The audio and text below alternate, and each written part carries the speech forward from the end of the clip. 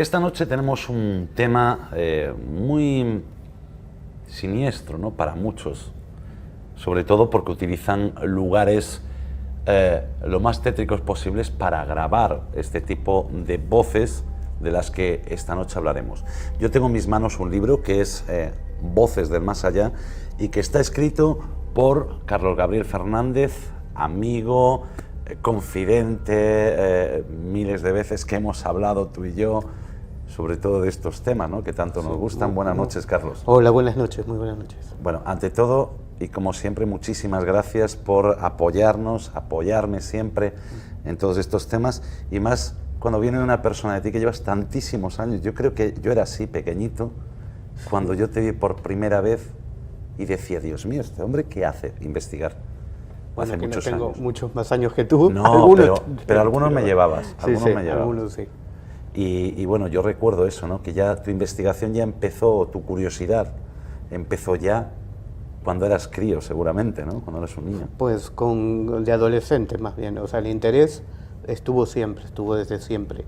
De forma más activa, cuando tenía unos 18 años, aún vivía en Buenos Aires en aquella época, y con un grupo de amigos comenzamos a tomar una iniciativa de investigar el tema OVNI mucho más activamente. Después del tema OVNI vinieron otros muchos fenómenos, y especialmente del que vamos a hablar hoy, que tiene para mí especial interés porque yo estudié electrónica y este fenómeno es uno de esos fenómenos catalogados como paranormales que está metido, o sea, que es en soportes electrónicos, ¿no? Las voces psicofónicas obviamente se graban con equipos electrónicos. Claro, y de eso vamos a hablar, ¿no?, de las voces electrónicas, o lo que muchos llaman, pues, psicofonías, parafonías. Sí. Y que, bueno, realmente, ¿no?, como tú pones ahí en la carátula del libro, ¿quién nos habla a través de los equipos electrónicos? Que yo creo que esa es la gran pregunta, ¿no? Claro, porque bueno, no solo están las psicofonías, que son las voces que supuestamente contestan a preguntas o hablan cuando dejas una grabadora y que no la escuchas en el momento, pero sí después de reescuchar la grabación aparecen voces que no deberían estar ahí, ¿no? Eso es seguramente lo más conocido y lo que muchas de las personas que nos están viendo habrán oído hablar. Pero luego hay otros muchos fenómenos también relacionados con equipos electrónicos. Hablamos de teléfonos, hablamos de ordenadores, hablamos de imágenes que también están englobados en algo mucho más amplio, ¿no?, que es en los últimos 20, 25 años se llama transcomunicación instrumental, ¿no? Bueno, de la transcomunicación instrumental vamos a hablar después. Yo tengo una curiosidad, y fíjate que estábamos preparando el programa y me dice Geraldine, oye, ¿y le preguntaste alguna vez a Carlos, en tantos años que lo conoces, por qué comenzó a profundizar tanto en todo esto de las psicofonías y todo? Si le ocurrió algo, a lo mejor, como muchas veces, ¿no?, ese chispazo que hace que tú digas, no, tengo que tirar por aquí porque aquí hay algo. Bueno, yo había hecho algunas pruebas, como tanta gente, ¿no? Había experimentado, no me convencía mucho, la verdad, en aquellos primeros años, pero luego en el año 1997 había un grupo de personas de aquí, de Vigo, que querían iniciar una experimentación, digamos, sistemática, muy en serio, incluso con un presupuesto bueno en equipos y bueno, a través de un amigo común, pues contactaron conmigo porque, bueno, yo digamos que tenía esas dos cosas, sabía de electrónica y sabía de lo que eran las psicofonías y cómo se experimentaba. A partir de ahí comenzó una experimentación que bueno, ya en los primeros meses ya dio buenos resultados, grabábamos algunas psicofonías, éramos 5 personas al principio, luego quedamos solo 2, Anabela Cardoso, que entonces era cónsul de Portugal en Galicia, y yo, y bueno, y ella tomó el protagonismo porque, bueno, toda la experimentación se hacía en su casa, ella tenía todos los equipos en una habitación acondicionada ya, aislada acústicamente, para realizar los experimentos, y como estaba en su casa, pues, y ante los buenos resultados, pues continuó investigando por su cuenta, ¿no? Independientemente de las veces que yo fuera, acudiera, o yo o el resto de las personas que acudiéramos a estas sesiones de experimentación. Bueno, yo creo que para hablar de psicofonías deberíamos comenzar por los principios, ¿no?, de todo esto.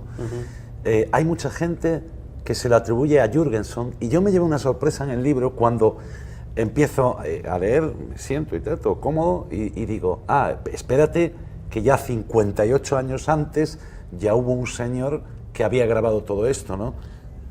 Sí, porque la primer registro que se tiene constancia, ni siquiera existían las grabadoras electrónicas que conocemos hoy en día.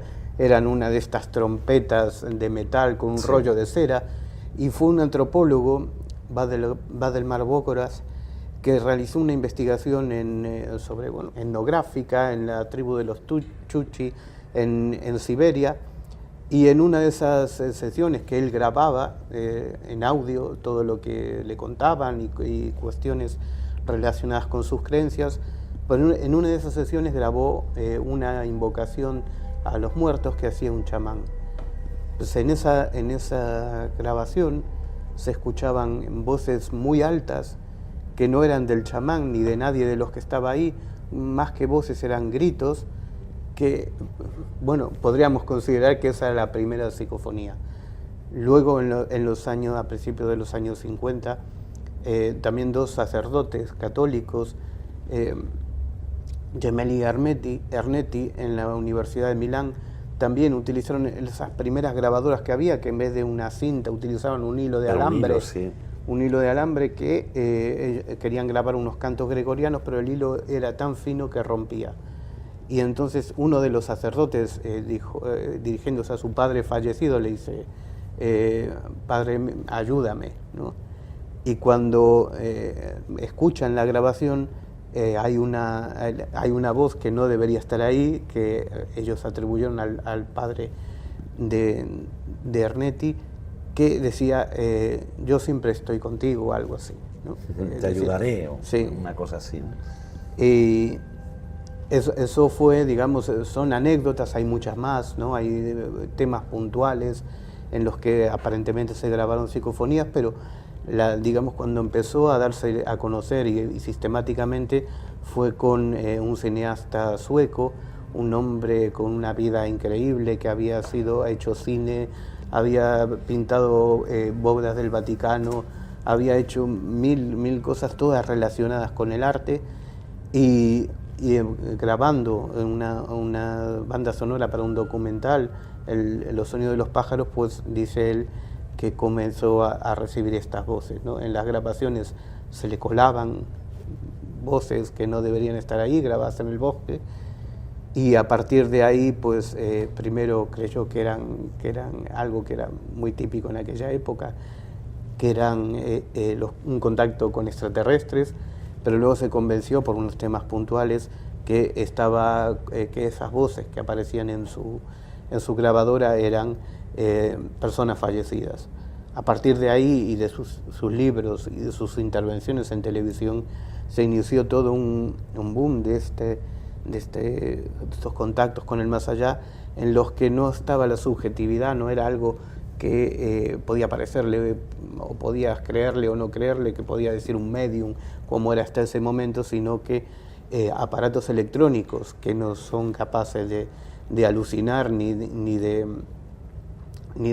crear solos este tipo de fenómenos, pues esas voces aparecían en los aparatos electrónicos, y a partir de ahí miles o millones de personas en todos estos años han experimentado y comprobado por sí mismos, porque es un fenómeno relativamente sencillo de reproducir, comprobaron que el fenómeno era real, que había unas voces que contestaban o interactuaban con las personas que estaban que hacían preguntas o a las que se dirigían a personas fallecidas, y luego esas voces quedaban registradas en principio en las cintas magnéticas y hoy en día pues en las modernas grabadoras digitales. E incluso se llegaron a hacer, había hasta clubs, ¿no? Sí, bueno, y lo sigue habiendo. Si bien aquí, lo decías al principio, aquí la mayoría de la gente va a los lugares tenebrosos, lugares abandonados, Sí, sí. donde hay cementerios y parece que las psicofonías son una invocación al infierno, ¿no? O al demonio. Sin embargo, en la mayoría de los países de Centro Europa, hablamos de Alemania, hablamos de Francia, hablamos de Italia, este tipo de fenómenos se utiliza de una manera mucho más esperanzadora, porque hay asociaciones de personas en duelo que investigan, más que investigar, experimentan con psicofonías para encontrar un alivio a la pérdida de un ser querido, ¿no? Y todavía existen ese tipo de asociaciones y todavía sigue habiendo reuniones periódicas y encuentros en los que comparten sus resultados y que bueno, incluso los mejores métodos para experimentar y obtener por sí mismos este tipo de voces, ¿no?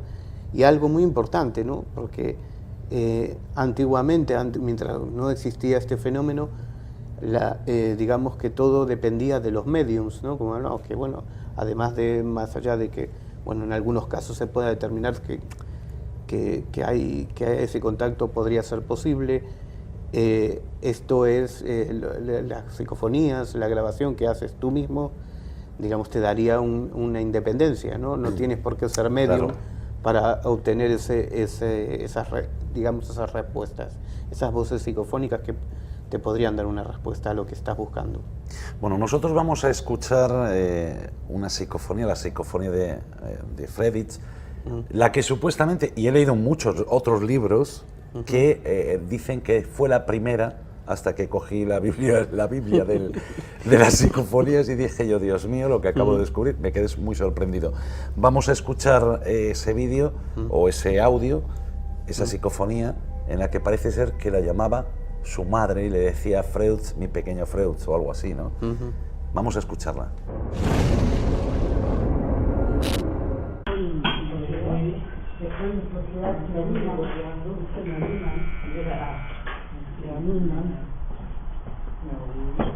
Casi me obligan.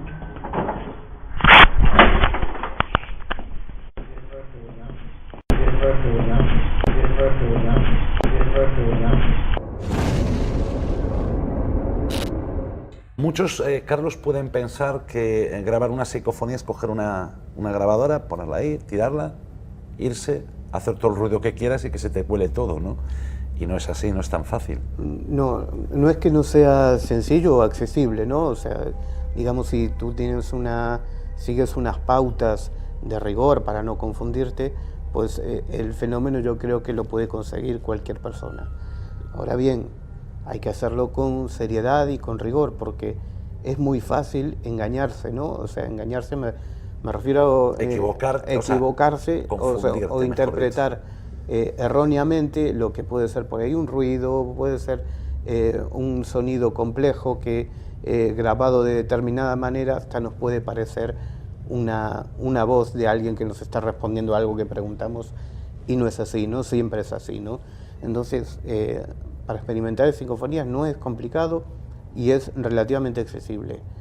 No hace falta tampoco un equipo demasiado complejo, pero es necesario mantener un rigor en cuanto a lo que es verdaderamente una psicofonía y lo que puede ser un ruido cualquiera que nos confunda. El propio cerebro, cuando interpreta unas palabras, incluso en esta conversación que estamos teniendo, pues si la palabra no es clara, lo que hace es buscar lo primero que se le parezca, claro, lo que más, de todo lo que has escuchado en tu vida, lo más parecido a lo que estás escuchando.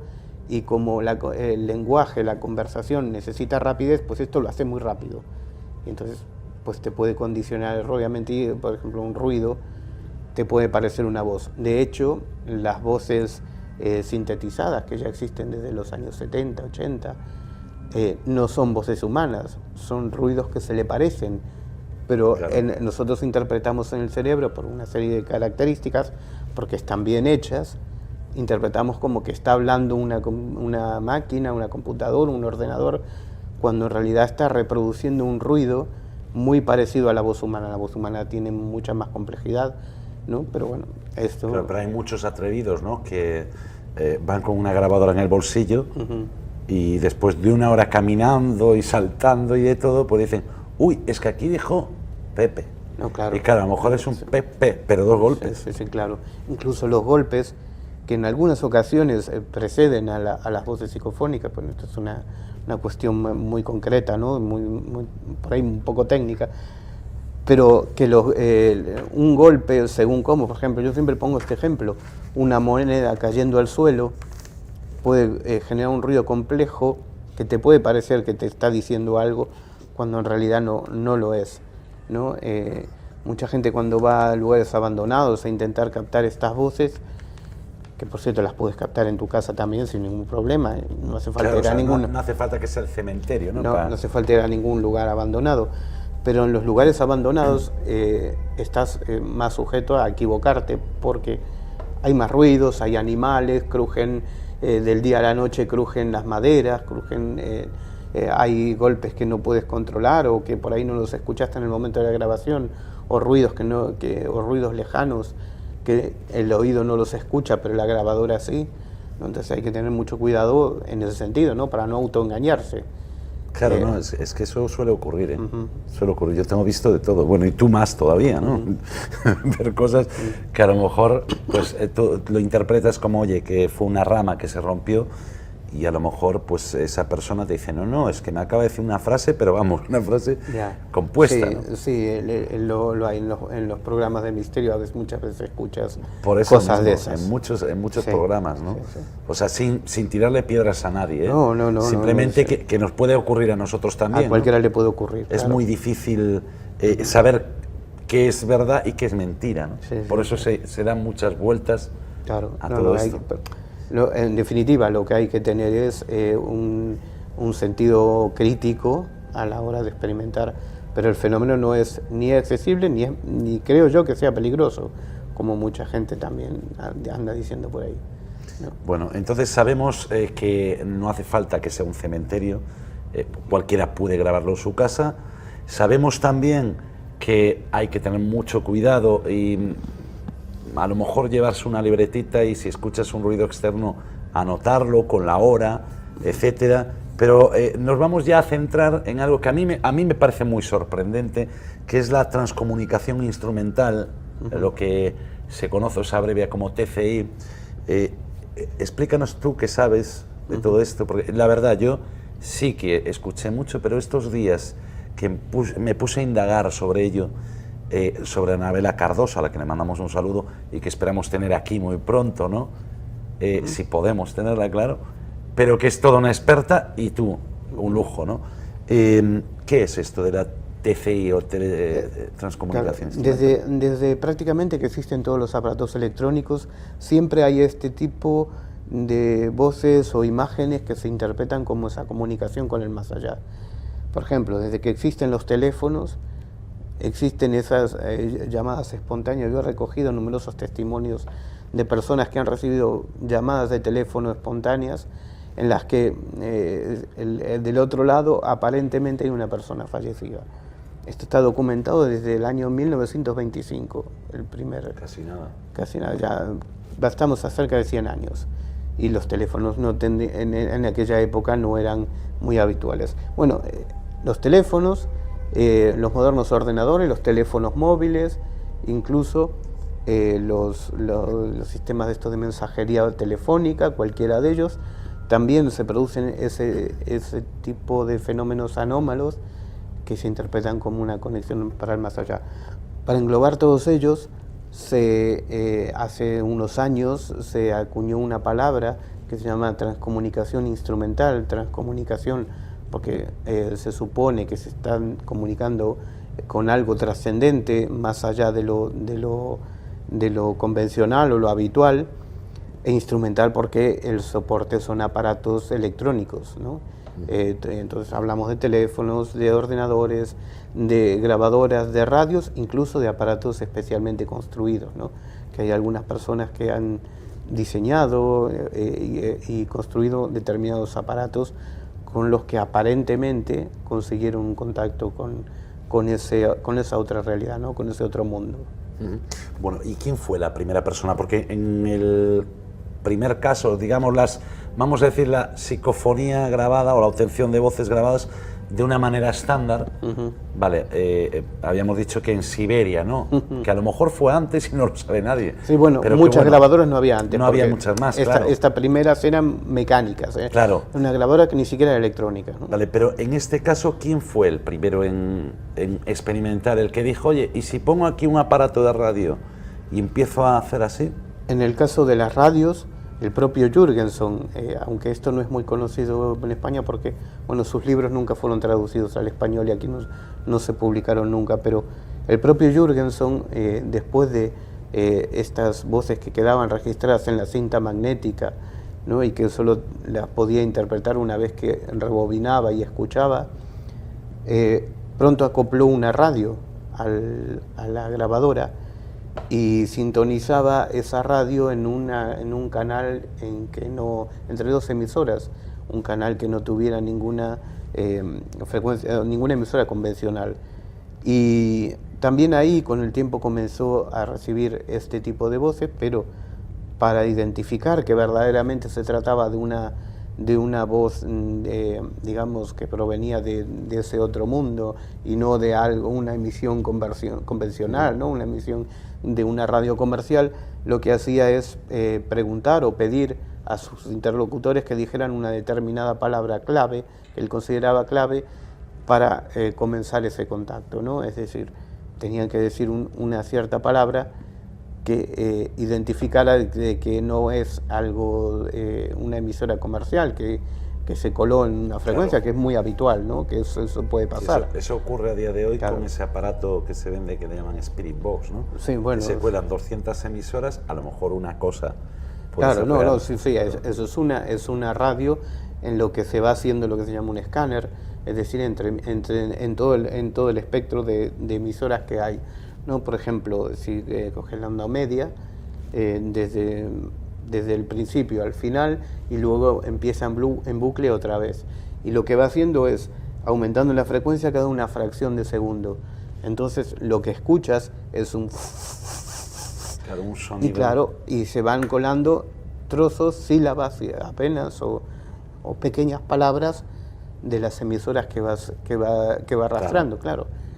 Y eso, sumado a que lo que hablábamos antes, de que el cerebro es capaz de construir una palabra, identificar una palabra, aunque sea erróneamente, pues muchas personas creen que con aquello están contactando con otro mundo, cuando en realidad es bastante dudoso, o por lo menos yo creo que habría que hacer algo mucho más serio, mucho más riguroso, antes de afirmar de que estás contactando con lo que sea. Y por otra parte, si lo que buscas es una respuesta sí, no, pues es tan fácil encontrar eso. Claro, en este caso sí. Claro, porque es una sílaba, apenas una sílaba que bueno, es muy probable que tengas esa respuesta fácilmente, vamos. 200 respuestas iguales. Bueno, en este caso hablábamos de Jürgenson, ¿no? Que fue uno de los que primero experimentó, pero también estaba Raudive, ¿no? Que también experimentó con esto. Y vamos a escuchar primero la psicofonía, un resultado de los tantos que obtuvo, porque obtuvo un montón de ellos, y después continuamos con el programa. Bien. Ale powoli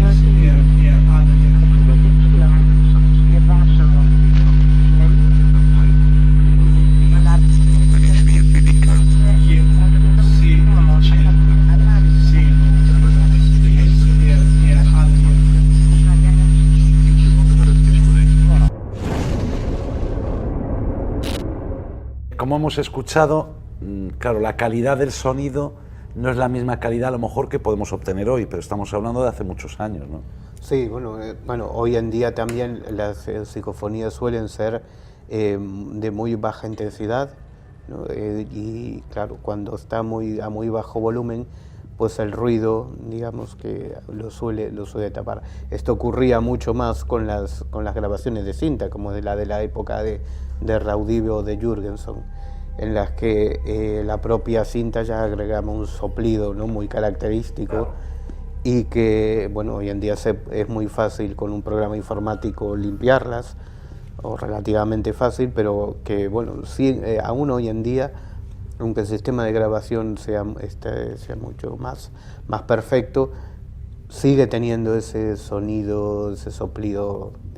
De hecho, mucha gente, muchos experimentadores consideran que ese soplido es bueno para conseguir que se graben es las como psicofonías. si fuera un conductor, ¿no? A lo mejor de esa voz. Sí, es lo que se llama una portadora, ¿no?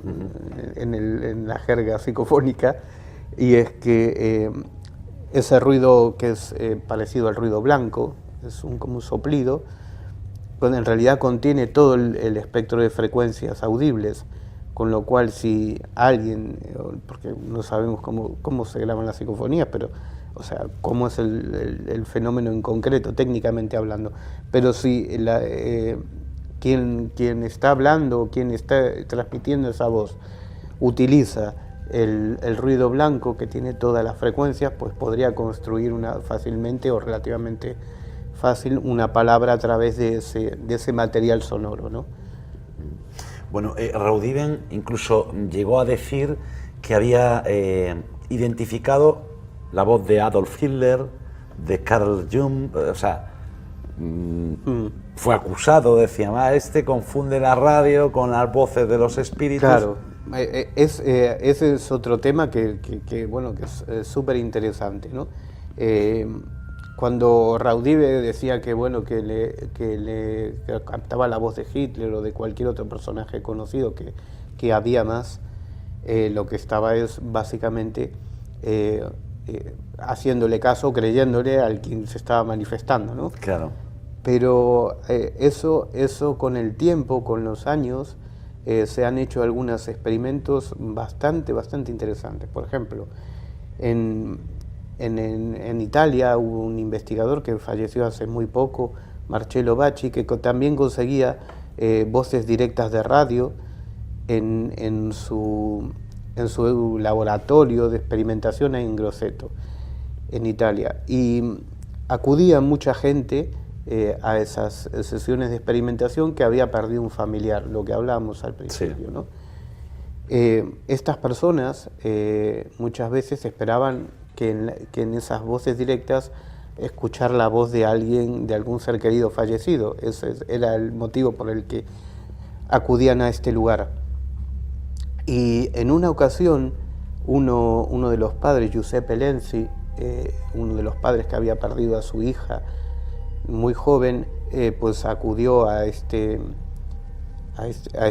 una de estas sesiones de Marcello Bacci, y ahí se registraron algunas voces que él identificó como las de su hija. Pero la cosa va más allá, porque como él tenía grabaciones en vida de su hija, un perito de reconocimiento de voz de Italia también, Daniele Gulà, realizó una comparación entre las voces de la persona que cuando estaba viva y de la persona o sea, de las voces que salían de la radio de la supuesta hija. Claro, que supuestamente era ella. Y yo tuve oportunidad de hablar con él, la verdad que estaba sorprendido porque había una similitud de más del 90%, algo que no suele ocurrir, ¿no? Y suele ser muy difícil en el caso de las psicofonías o el de las voces de radio, porque muchas veces están cubiertas de ruido, ¿no? Están enmascaradas por el ruido, y eso dificulta, ¿no?, cualquier tipo de comparación. Pero sí que hizo una comparación informática utilizando software especializado y con conocimientos obviamente de fonética y de acústica, y las voces de la misma persona aparentemente cuando estaba viva y cuando estaba fallecida eran muy parecidas, ¿no? Y me decía que eso había hecho mucho de ese tipo de análisis y solo en unas muy pocas ocasiones había logrado que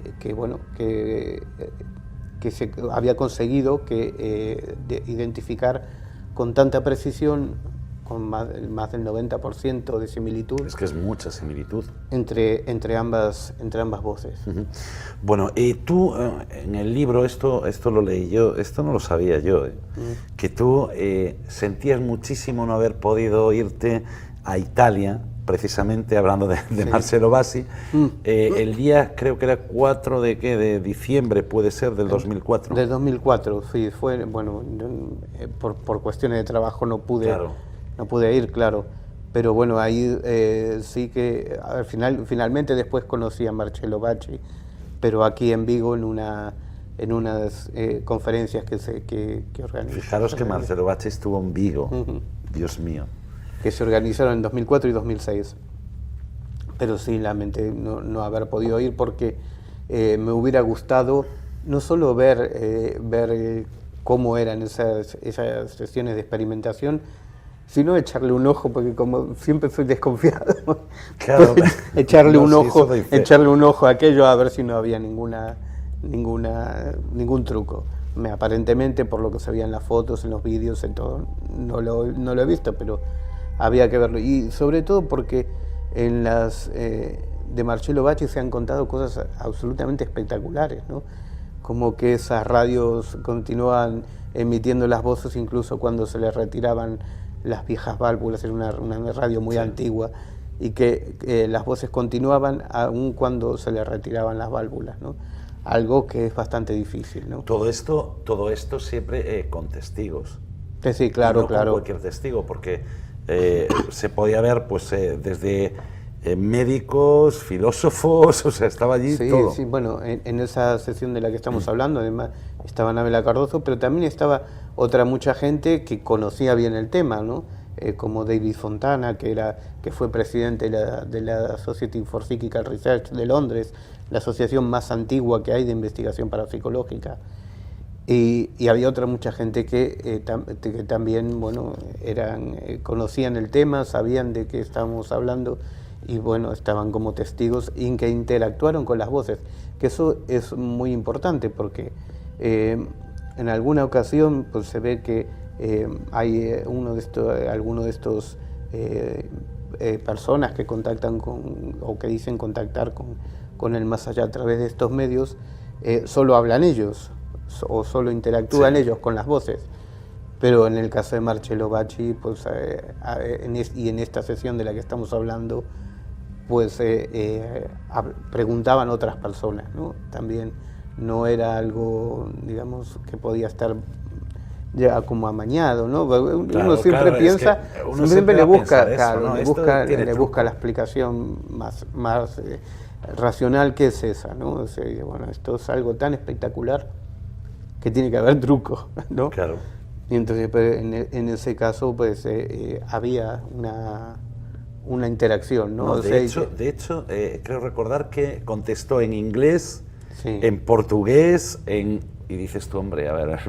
Claro, es que le preguntaban que eran diferentes personas de diferentes nacionalidades y le preguntaban cada uno en su idioma propia y le lengua. contestaba. De hecho, Anabela Cardoso le contestó en castellano y en portugués o algo así. La verdad es que es increíble, ¿no? Yo creo que es un poquito más, va más allá, ¿no?, de la simple psicofonía, sino que estamos hablando de esos grandes maestros que empezaron y nos trajeron a nuestros días lo que nosotros ahora, bueno, pues venga, me voy a coger una grabadora digital del tamaño de un bolígrafo y grabo donde yo quiera, ¿no? Y de aquella, ¿quién hacía eso? No, además en las grabaciones psicofónicas, digamos, las voces suelen ser muy breves o muy... apenas por ahí 1, 2, 3 palabras. Hay algún caso excepcional, pero vamos, básicamente es eso. Cuando hablamos de las voces directas de radio, ya digamos que hay un speech mucho más. Claro. Senti, ci sono anche degli inglesi, degli amici che vengono da molto lontano. I'm sorry about you.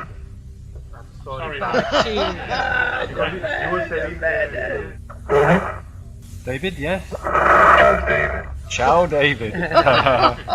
I say ciao to you. Can you speak to me again in English, friend? David Fontana.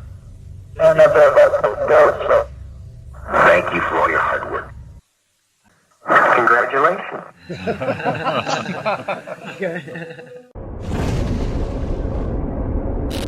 Carlos, después de escuchar esta psicofonía, vamos a hablar de eso, ¿no? De lo que tú decías, el sabio, alguien que se identificó como el sabio, el técnico, el que manipulaba eso. Hay un intermediario ahí. No es exactamente un intermediario, vamos a ver, digamos, todo lo que siempre según lo que dicen desde el otro lado, ¿no? Estas cosas, claro, es hilar un poco fino y no se puede saber con precisión, pero hay siempre algún personaje, o sea, el mundo del más allá, según se dice, se desprende de las comunicaciones, no es es un mundo físico también al que iríamos todos, ¿no? Supuestamente. Todos me refiero a animales, plantas y seres humanos. Y también sería un mundo material, pero con una materia más sutil, más leve, ¿no? Y allí también existe, digamos, existiendo esa materia, el contacto es entre esos dos mundos a través de temas materiales, que muchas veces hay gente que bueno, que actúa no de intermediario, pero sí de técnico, ¿no? Como decías al principio. Uh-huh. Bueno, ahora vamos a pasar a una investigadora que tenemos aquí, que ya la hemos mencionado, la tenemos aquí en Galicia, y que es Anabela Cardoso, que estuvo en varios de estos experimentos. Incluso, bueno, hubo otro experimento en Luxemburgo. Sí. Yo no sé qué pasó en Luxemburgo, pero yo vi muchas cosas, muchas charlas, conferencias. Ahí tuvo que ser espectacular. Sí, de hecho, los resultados son lo más espectacular que hay en esta disciplina, ¿no? O sea, en la transcomunicación instrumental es lo más espectacular. Voces, imágenes, voces incluso grabadas en ordenadores en los años 90. Bueno, ahí es muy espectacular y muy largo, ¿no? O sea, con mucho contenido, digamos, de cómo es el más allá, de cómo es la vida después de la muerte, qué cosas ocurren, pero bueno, eso es algo prácticamente excepcional, ¿no? O sea, nadie que yo sepa tuvo unos resultados tan increíbles, ¿no? Tan exageradamente buenos, ¿no? Luego Anabela Cardoso sí tuvo sobre todo, y bueno, sigue teniendo en alguna medida, ¿no? Pero lo más espectaculares son en aquellos primeros años, en los finales de los años 90, donde bueno, las voces eran sumamente espectaculares y largas y bueno, además de reconocer algunas de las personas que aparentemente hablaban, personas fallecidas que hablaban a través de la radio, pues había algunos experimentos concretos espectaculares, ¿no? En los que no dejaba duda de que bueno, ahí estaba ocurriendo un fenómeno extremadamente inquietante, vamos, espectacular. Además hay que hacer mención de que Anabela Cardoso también fue, digamos, protagonista de un experimento durante 2 años y que finalizó aquí en la Universidad de Vigo, donde técnicos, yo creo que tú también estuviste ahí. No, yo no pude estar por cuestiones de trabajo, pero sí, bueno, eso fue una serie de experimentos que se hicieron no porque la Universidad de Vigo los promoviera, sino que, digamos, que se utilizaron las instalaciones de la Universidad de Vigo. Concretamente una cámara semianecoica, que es un lugar donde, bueno, no entra ni una mosca, ¿no? No, bueno, además de no escucharse nada de fuera, no se escucha ni el más mínimo eco, ¿no? O sea, es una cámara, claro, una cámara acústicamente diseñada para que las voces que se capten sean muy limpias, ¿no? Lo más limpia posible. Y después otra parte de los experimentos se hicieron en un estudio de grabación musical que está también aislado acústicamente y electromagnéticamente, es decir, tú donde vas a grabar un grupo, donde va a grabar los grupos musicales, tiene que ser perfecto, no puede estar, no puede entrar ningún sonido del exterior, no puede entrar, colarse ninguna radio en los equipos ni nada, ¿no? Y sin embargo, aún en esas condiciones de control sí que se obtuvieron voces psicofónicas. Y este experimento, que no es el único que hubo a lo largo de la historia, ¿no? Pero sí viene a apoyar y refrendar que estamos hablando de un fenómeno que es real, ¿no? Es decir, que hay unas voces que se graban y que no tienen un origen convencional. Esto, con los que nombrábamos al principio, con Jürgenson se hizo una experimentación yo creo que de las mejores que hubo, que la hizo el alemán Hans Bender de la Universidad de Friburgo, pero con toda la rigurosidad del mundo, y otra que se realizó también en una grabación con Konstantin Raudive en la Pye Records en Londres, donde también fueron grabaciones en condiciones de control que, bueno, dan fe, todos estos experimentos dan fe de que existe el fenómeno, ¿no? Bueno, existe, y tanto que existe. Bueno, vamos a escuchar ahora mismo una de esas grabaciones de las que nos hablabas, de Anabela Cardoso. Yo creo que son impresionantes. Escuché ya varias y me parece cada una mejor que la otra, pero vamos a escucharla y vamos a hablar sobre esas psicofonías que muchos desconocen.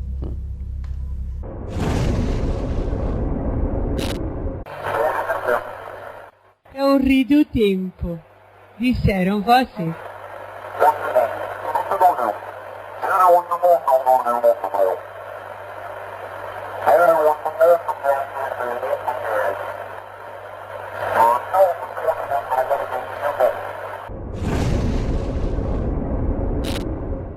Carlos, ya para poner punto y final a esta entrevista que, espero que hablemos muchas más veces, ¿no? de psicofonías, porque a mí me parece un tema apasionante, ¿no? Porque, como solemos decir aquí en Galicia, a ver las ailas, Sí, o caso de topalas, ¿no? Sí, sí.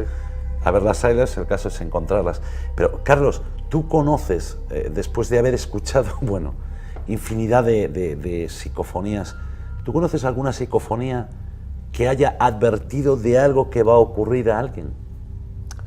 Hombre, en alguna cosa puntual, concreta, sí, pero bueno, lo que pueda certificarlo con absoluta claridad, no.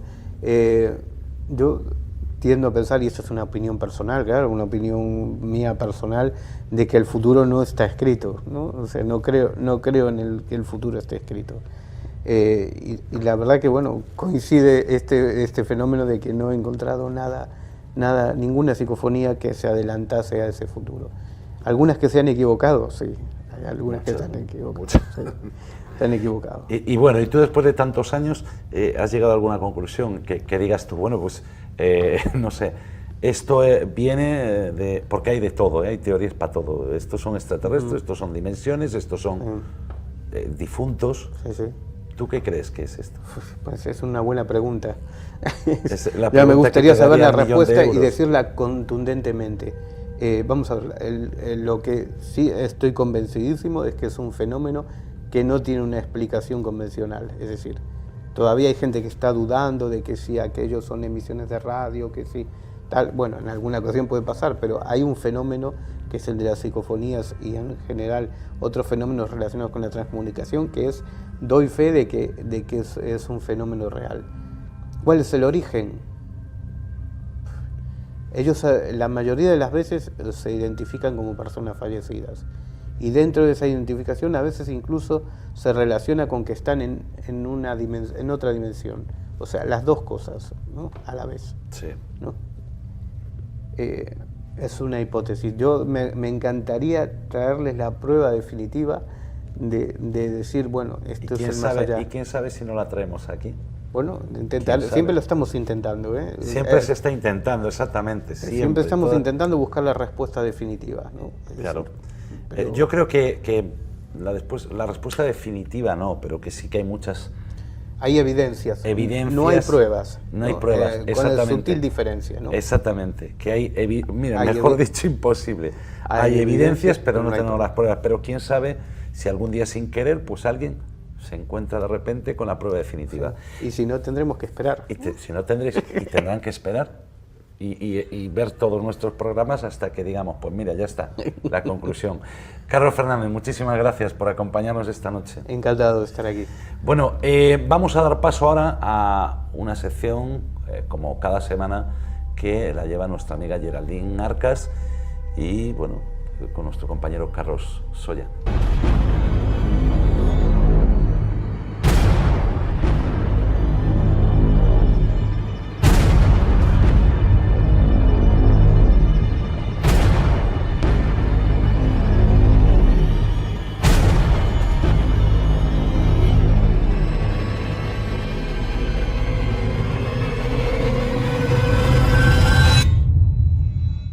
En esta sección de La Otra Realidad, Geraldine nos enseñará unos vídeos, luego le haremos unas preguntas, unos vídeos sorprendentes, sobre todo hoy en especial, unos vídeos en los que niños nos van a... No, la palabra no es asustar, pero sí que un poco la piel de gallina igual sí que os la van a poner. Vamos a dar paso al primero de los vídeos y hablamos ahora de nuevo con Geraldine.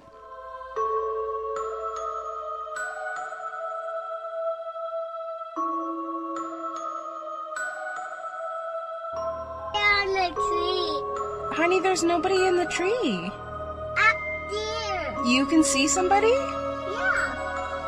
Are you sure? I don't see anybody, honey. I see a girl. You see a girl? Yeah. Oh, is she okay? Yeah. What's she doing? On the tummy. It's Dad. It's Dad. Honey, how did... I don't think there's a dead girl in the tree, baby. There's nothing in the tree. It's Dad. Look, see? I see it. It's Dad. What? The tree is dead? No, the girl's dead. Why do you think there's a girl dead? Up here. Up there? But why? I don't get it.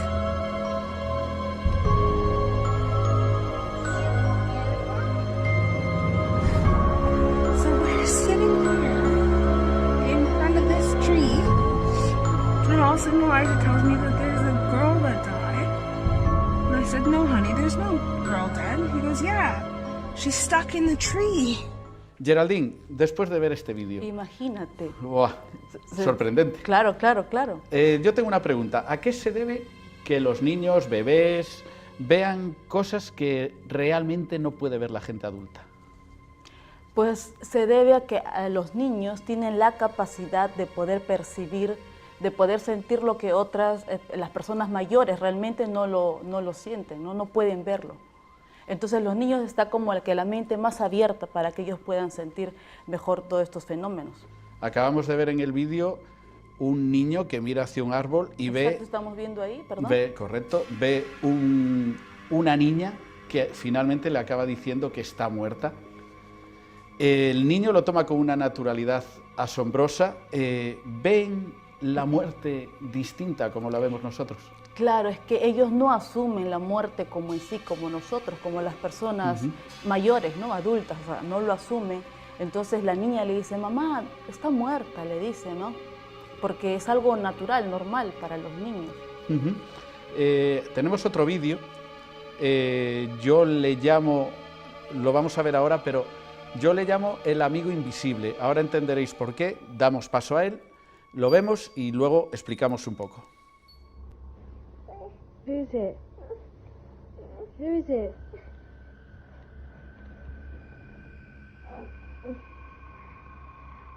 Dad.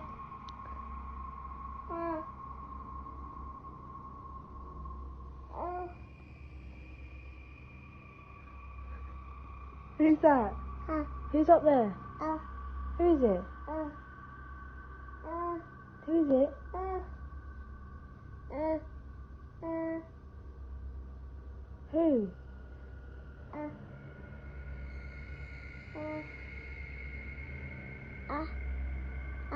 Who is it?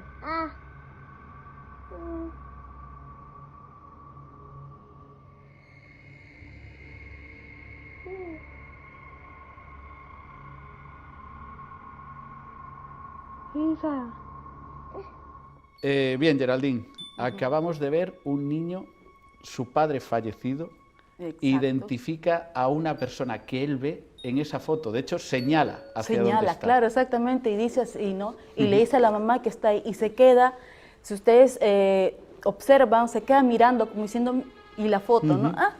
Como diciendo, mira, ahí está, ¿ves? Entonces es sumamente acogedor, ¿no? Podemos decir que entonces, como yo digo, entre comillas, el amigo invisible realmente para muchos niños existe. Claro, el amigo invisible, claro, sí, yo pienso que sí existe, ¿no? Quiero dar un poco un ejemplo. Yo tengo mi hija, bueno, tengo 2 hijos, la segunda tiene pues 8 años, de los cuales ella, cuando era pequeña, cuando tenía 4 años, me decía, mami, tengo una amiga que se llama Ami. Entonces yo le decía, ya, hijita, y no le hacía como, ¿sabes?, mucho caso. Entonces, hasta que un buen día me dice, mami, yo quiero que me compres el vestido de Ami. El vestido, ¿cómo es el vestido? El vestido tiene, ¿cómo le llaman acá? Encaje, y tiene unos zapatos de charol. Yo quiero los zapatos de charol, quiero el vestido de Ami. Y yo, bueno, ya, hijita, y no sé qué. Hasta que pues un buen día estaba en la tarde trabajando, haciendo en la computadora ahí una documentación, y me viene mi hija y me dice, mami, quiero tomar leche. Ya, hijita, ahora te hago. Y ya justo lo terminé de hacer, me voy a levantar y siento que corre alguien. Yo pensé que era mi hija, porque se fue un ratito y vuelve a venir a los segundos. Entonces, cuando volteo así, veo una niña que sale del cuarto de mi hija en el pasadizo y corre, ¿no? Corre y yo lo veo y era una niña de 7, 8 años más o menos, con el vestido de encaje, con los zapatos de charol negros. Y llegaste a verla. La llegué a ver, o sea, yo la llegué a ver porque corrió y yo me quedé así y la niña traspasó la puerta de la cocina. Yo me quedé, ¡oh! Hice esto, ¿no? Esta expresión porque dije, Dios, porque fue tan real, fue de carne y hueso que dije, se va a estampar contra la puerta, pero lo traspasó. Sorprendente. Sorprendente. Entonces yo creo que sí, los niños invisibles existen. El amigo invisible. ¿Y cuándo crees que deja un niño de ver, por ejemplo, este niño que acabamos de ver en el vídeo, a su padre? ¿Llegará un momento en el que deje de verlo? Yo creo, sabes que creo saber la respuesta, ¿no? No soy dueña de la verdad, ni mucho menos. Creo yo que cuando empiezan a decir los adultos, los padres o los tíos, ¿no?, a decir, no creas esto, no creas el otro, o no existe esto, no existe el otro, es como que de alguna manera bloqueamos a nuestros hijos y pues se va cerrando, como yo digo, la glándula pineal o el tercer ojo. Entonces, ahí ellos empiezan a perder esa capacidad, ¿no? Realmente todos podemos ver, pero llega un momento en el que se cierra eso y decir, no existe, no veo, yo no sé nada. Viendo estos vídeos se me ocurre otra pregunta. ¿Podrían esos entes, fantasmas, llamémoslo como sea, energía, mandarnos mensajes a la gente adulta a través de esos niños? Yo creo que sí. Yo realmente creo que hay criaturas que no conocen al abuelo, no conocen a alguien que falleció en la casa y dicen, mami, yo vi a un señor así y me dijo que te cuides o que estés bien, que no pasa nada, ¿no? Entonces yo sí creo que dan mensajes, ¿no? Nuestros hijos, las criaturas, los niños, ¿no?, pueden ver y dar mensajes a los adultos. ¿Cómo crees que actúa el cerebro de un niño para que no tenga miedo a esas cosas? Por ejemplo, seguramente un adulto vemos lo mismo que estos niños ven en los vídeos y asustarnos íbamos a asustar. Claro, ¿por qué ellos lo ven tan natural? Claro, es que realmente para ellos es algo natural, no está como nosotros, ¿no? Los adultos que estamos ya, como dice, contaminados, ¿no? Que de repente no sé qué, que el bajo astral, que realmente yo no sé, bueno, me parece una tontería, pero bueno, que no sé qué y no sé cuánto y esto y el otro, cuando realmente, o sea, nos contaminamos, entonces tenemos miedo. Y una criatura, un bebé, un niño, no lo asume así como algo miedo, porque ellos lo pueden sentir y percibir y no sentir miedo, ¿no? Sí, de hecho, los bebés, los niños pequeños, de hecho, hay veces que dices, no te asomes ahí, y ellos se asoman porque no tienen miedo ninguno. Claro, es como que a veces uno como padre cometemos el error de decir, come la comida porque viene el coco. Inconscientemente le estás metiendo el miedo, ¿no? Correcto. O si no comes y te portas mal, sale el monstruo debajo de tu cama. Muy interesantes los vídeos de esta semana, Geraldine. Creo que ya tienes preparados los de las siguientes. Sí, los de la siguiente van a estar mucho mejores. Vamos a ver qué pasa. Y ahora nada, vamos a despedir ya esta sección y ya para dar paso al cierre de programa. Volvemos a la mesa principal.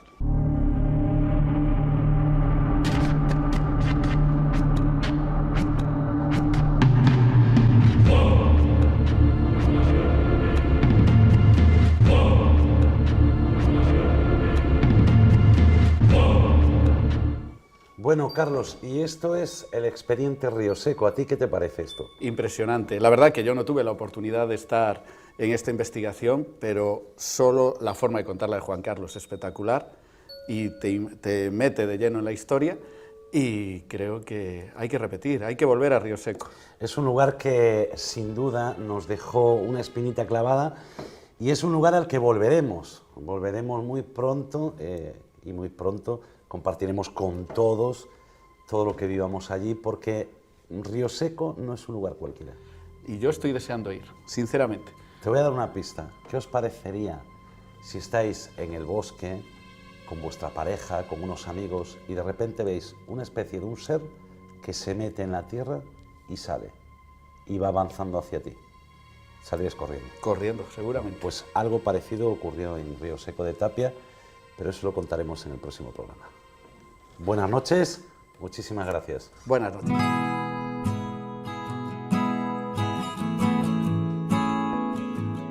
Como narraba anteriormente, en uno de los casos que hemos presentado esta noche, en el año 2002 Galicia, mi tierra, vivió una de las catástrofes naturales más grandes y destructivas de su historia.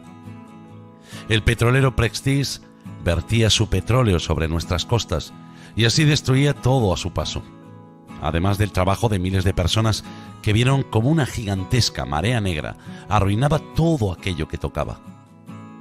Millones de personas salieron a la calle pidiendo responsabilidades a las autoridades por su mala gestión, y de esa gran marcha nació una frase que 20 años después sigue presente: nunca más. O lo que es lo mismo, nunca más. Hace unos días ocurrió algo similar en la costa peruana, y nuevamente la inutilidad de las autoridades ha puesto de manifiesto que los inertes, los inútiles, abundan en todo el planeta. Hoy me gustaría volver a gritar nunca más, o lo que es lo mismo, nunca más, y que el mensaje llegue a Perú acompañando a todos los que están luchando contra esa marea, y decirles que no están solos, y que ojalá algún día Gaia se sienta orgulloso de nosotros. Estoy seguro de que lo hará, porque, como ya sabéis, no existe lo desconocido, solo lo oculto temporalmente. Queridos enigmáticos, nos vemos en 7 días en el gran foro del misterio.